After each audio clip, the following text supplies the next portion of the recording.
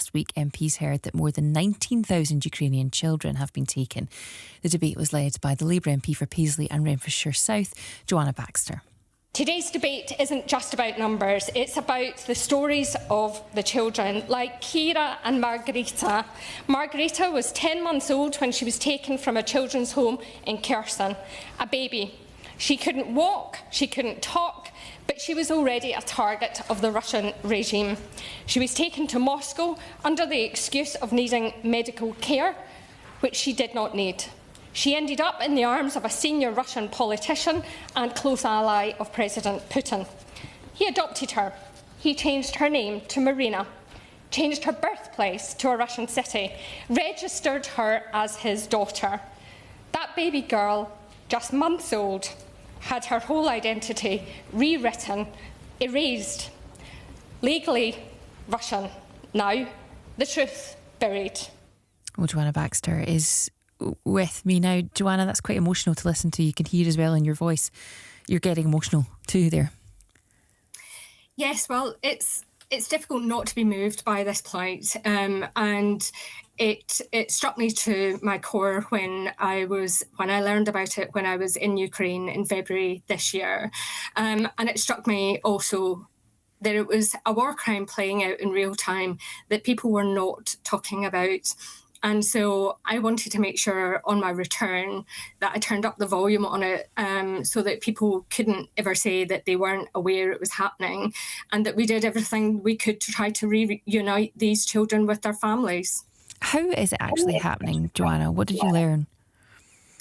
So what we learned is that Russia are systematically targeting children in Ukraine. I co-authored a report with UK Friends of Ukraine, which is entitled Returning the Stolen Children of Ukraine. And we pulled out a timeline in that report that sets out very clearly that this has been happening over a very long period of time, that Russia are flying children out of Ukraine on Putin's own presidential military aircraft. They are being taken to 53 re-education camps across Russia, across 8 time zones. They are in effect being dispersed to the far winds.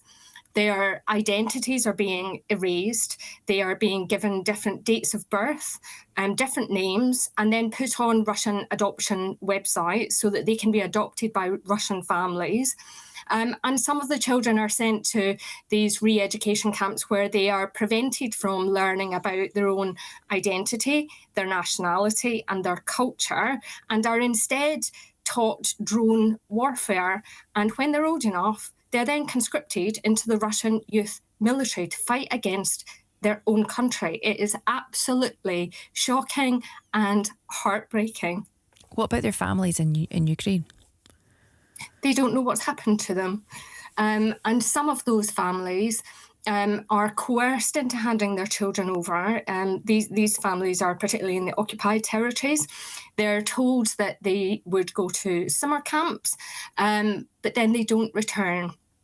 And there is a very real prospect that this crime escalates over this summer. Russia have already publicly boasted about the fact that 53,000 Ukrainian children are expected to attend summer camps in Russia during this summer. So there is a very real danger that the huge numbers of stolen children that we already know about significantly increases this summer unless something is done to prevent it. What could be done? So firstly, this needs to be a top priority in any peace negotiations. What we have seen of late is Russia saying that they will negotiate peace. They've engaged, obviously, in the prisoner swap, and it's welcome that those prisoners have been returned on both sides. But they seem to be dragging this war out, and they continue to kill indiscriminately on a daily basis. The return of these children must be a top priority in peace negotiations. We must obtain a full register of those children. Russia have been very diligent about keeping records of the children that they have taken. That's why we collected so much evidence in the report that we produced.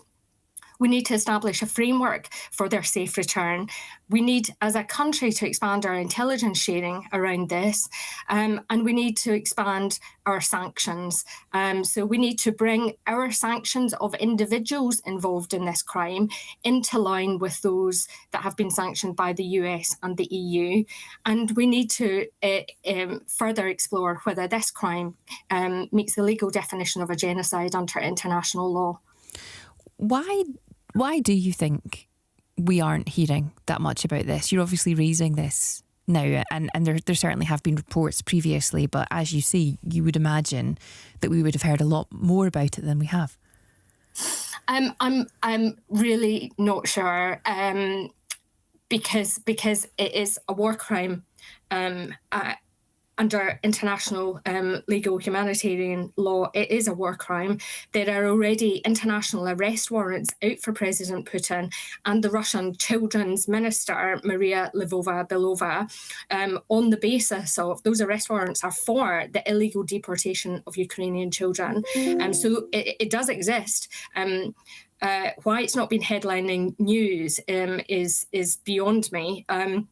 I don't know if it's because, obviously, when you are discussing war, the immediacy of bombs and drone attacks, etc., obviously are pushed up in terms of the headlines.